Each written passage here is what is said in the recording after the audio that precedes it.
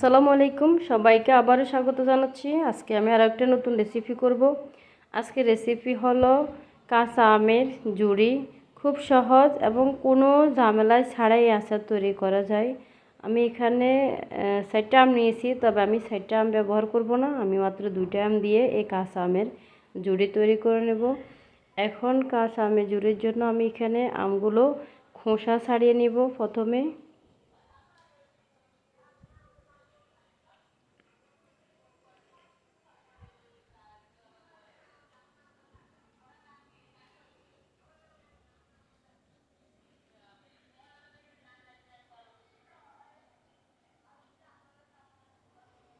একেবারে কাঁচা আম নিলে সবচেয়ে বেশি সুবিধা হয়, তবে আমার এগুলো একটু ফেঁকে গেছে, তো কোনো সমস্যা নাই, এটা শক্ত আছে।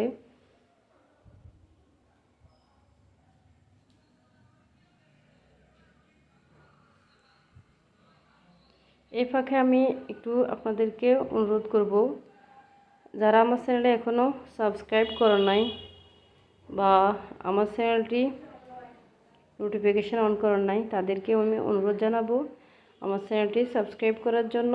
পাশে থাকা বেল আইকনটি ক্লিক করে নোটিফিকেশানটা অন করে নেন, যাতে করে আমি নতুন ভিডিও দেওয়ার সাথে সাথে আপনারা পেয়ে যান।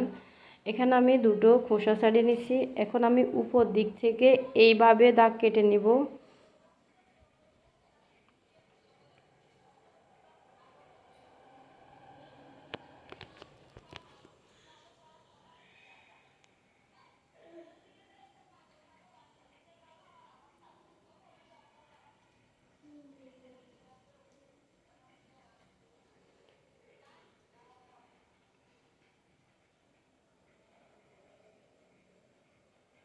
দাগ কাটার পরে আমি এইভাবে সোজা করে আমি আমি একবারে ফেস পাই আকারে একবারে চিকন করে আমি কেটে নিব।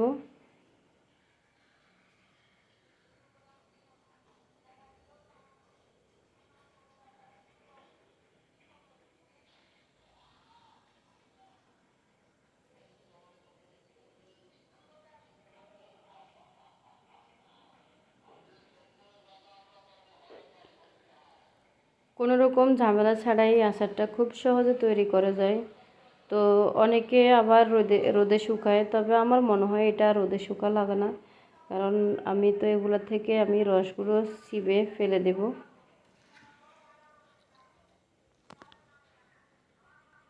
কাঁচা আমের ঝুড়ির জন্য এইভাবে আমের খুবই সুন্দর করে আমগুলো খুব সহজ করে সাইজ করা যায়। একবারে খুব কম সময়ে এইভাবে সাইজ করে নেওয়া যায়। একবারে কম সময়ে আমার এই আমগুলো আমি সাইজ করে নিয়েছি। দেখুন কতটাই সুন্দর হয়েছে, একবারে সবগুলো এক মাপেরই হয়েছে। এখন আমি একটা বাটিতে তুলিয়ে নিব। বাটিতে নেওয়ার পর আমি এখানে 1 চামচ লবণ দিয়ে ভালোভাবে মিশিয়ে নিচ্ছি। মিশিয়ে নেওয়ার পর আমি 2 ঘন্টার জন্য এই আমগুলো রেস্টে রেখে দেব।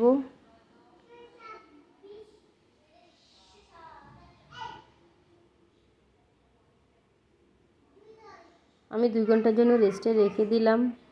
দেখুন 2 ঘন্টা পর দেখুন কতগুলো পানি বের হয়েছে। এখন আমি এগুলো একটা বাটির মধ্যে পরিষ্কার একটা কাপড় দিয়ে আমগুলো ভালোভাবে চিবিয়ে রসগুলো বের করে নেব।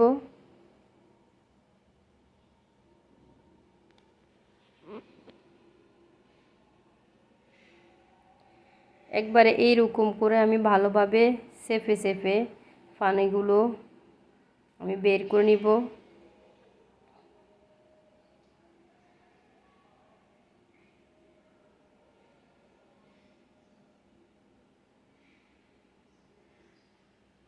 এভাবে চেপে চেপে পানিগুলো বের করে নিলে আর আচারটা রোদে দেওয়া লাগে না।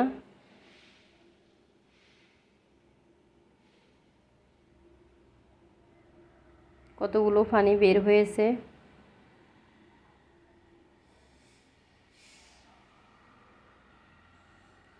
এখন আমি এই বাটিতে আমগুলো তুলিয়ে নিব।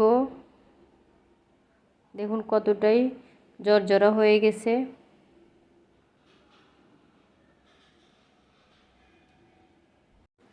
যে কোনো খানা একটু ভিন্ন রকম প্রসেসিং করবেন, ভিন্ন রকমের টেস্ট আসে।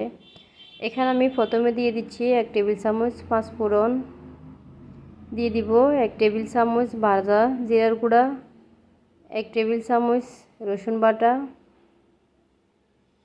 1 টেবিল চামচ সরিষা বাটা, দিয়ে দিব টেস্ট এবং প্রয়োজন মতো চিলি ফ্লেক্স।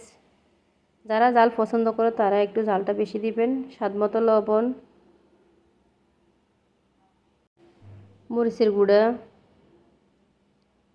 2 টেবিল চামচ করে, হলুদ 1 টেবিল চামচ,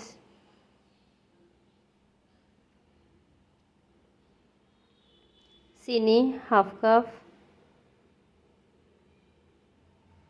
এখন আমি সবগুলো উপকরণ একসঙ্গে এই চামচ দিয়ে ভালোভাবে আমি মিশিয়ে নিব।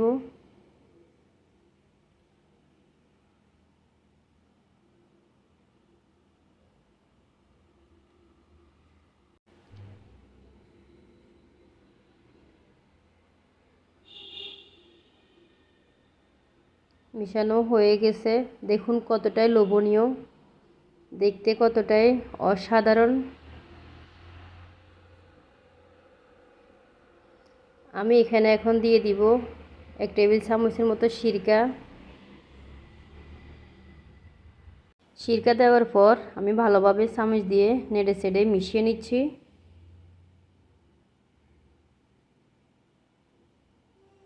এরপর দিয়ে দিব আমি হাফ কাপের মতো সরিষার তেল।